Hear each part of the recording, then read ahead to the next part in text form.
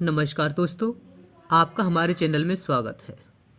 पिछले वीडियो में हमने आपको बताया कि इंदल के मनाने पर भी ऊदल नहीं मानते। वह इंदल के साथ जाने को तैयार नहीं होते। वे कहते हैं वे यहीं बलक बुखारा में रुकेंगे और फिर इंदल को विदा कर देते हैं। लेकिन इंदल रास्ते से ही लौट आते हैं और अपनी कसम अपने चाचा ऊदल को देते हैं। तो फिर ऊदल इंदल के साथ चलने को तैयार हो जाते हैं। इसके बाद मकरंद और ऊदल सेना सहित इंदल के साथ चल देते हैं। लेकिन ऊदल महोबा नहीं जाते, वे सिरसागढ़ जाते हैं मलखान के पास। मलखान से मिलकर ऊदल कहते हैं, देखिए दादा, यह रहे इंदल। मैंने इंदल को नहीं मारा था, फिर भी मुझ पर इंदल को मारने का आरोप लगाया गया। इंदल मुझे अपने प्राणों से ज़्यादा प्रिय है। मैं ऐसा नहीं कर सकता, लेकिन फिर भी किसी ने मेरा भरोसा नहीं किया। अब आप इंदल को लेकर महोबा जाओ और दादा आला से कहना मैं बलक बुखारा गया, वहाँ से इंदल को लेकर आया। इसके बाद मलखान इंदल को अपने साथ लेकर महोबा चल देते हैं।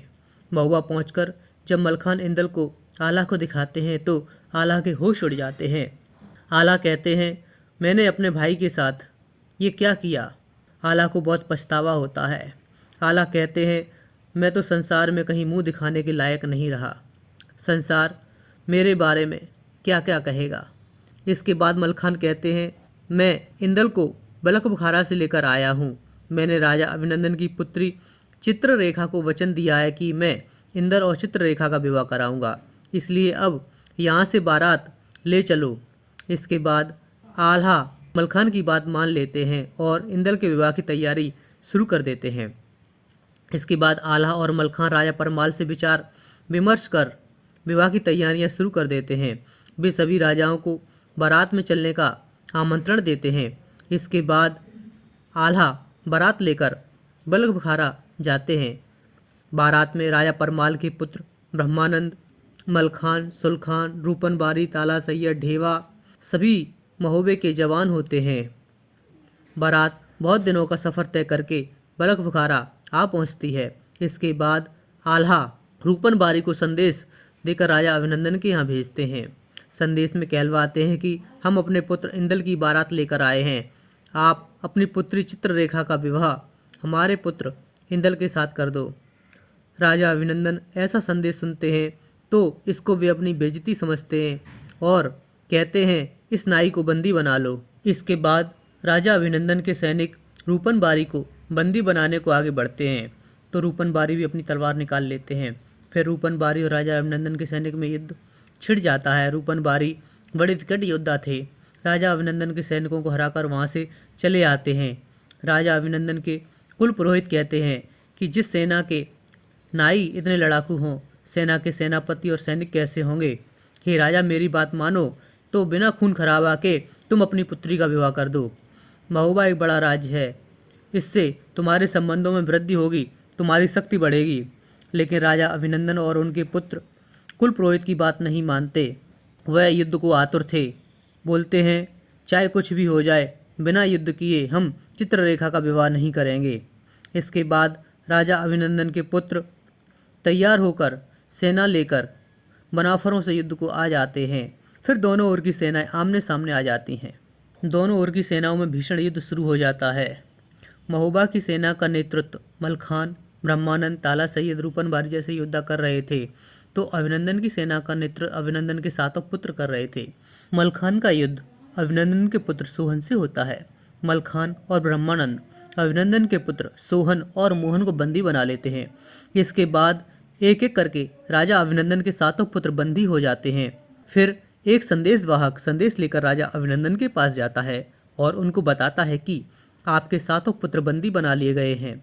इसके बाद राजा अभिनंदन अपनी सेना को लेकर रणभूमि पर आते हैं। इधर ऊदल और मकरंद भी सेना लेकर आ जाते हैं। ऊदल राजा अभिनंदन से युद्ध करते हैं और युद्ध में राजा अभिनंदन को हरा देते हैं और आल्हा को जीत का संदेश भेज देते हैं। आल्हा कहते हैं, यह कौन है, हमारी ओर से युद्ध करके राजा अभिनंदन को हरा दिया। इस पर मलखान कहते हैं कि आल्हा, तुम अभी भी नहीं पहचान पाए, यह कोई और नहीं तुम्हारा प्रिय ऊदल है। इसके बाद आल्हा अपने हाथी पश्चावत पर सवार होकर ऊदल के पास जाते हैं और फिर आल्हा ऊदल से अपने किए पर माफ़ी मांगते हैं। इस पर ऊदल कहते हैं, दादा आपको यह सब करने की कोई आवश्यकता नहीं। फिर आल्हा ऊदल को साथ में लेकर शिविर आ जाते हैं। फिर ऊदल राजा अभिनंदन से कहते हैं कि तुम चित्ररेखा और इंदल का विवाह कर दो।